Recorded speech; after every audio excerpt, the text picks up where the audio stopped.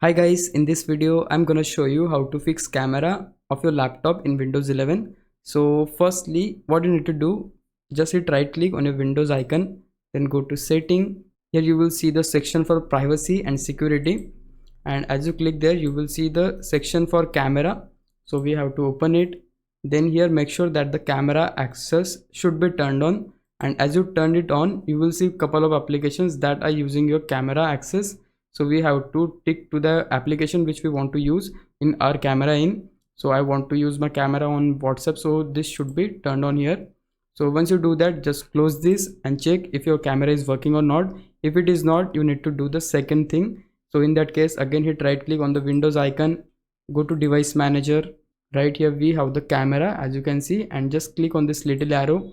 Here you will see the driver for your camera. So hit right click, click on uninstall device and just hit uninstall. Now you can see driver is uninstalled. It's time to reinstall it. So for that, go to action.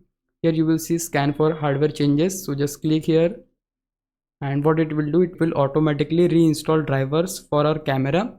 And once they are installed, you can go and check if your camera is working or not. Now for trying first two methods, if your camera is not still working, in that case you can just follow this step, that if your camera has this kind of switch, so this is kind of toggle switch or slide bar some people say. So this is for the privacy which are provided by some laptops like Lenovo laptop, and many others are there.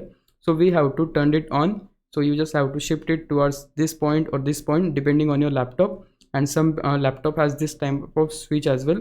So you have to switch it to this point. So yeah guys, that's it for this video. Now if you think I was a big help, can you please subscribe my YouTube channel? If you do, I would really appreciate it. But for now, thanks for watching. Bye bye.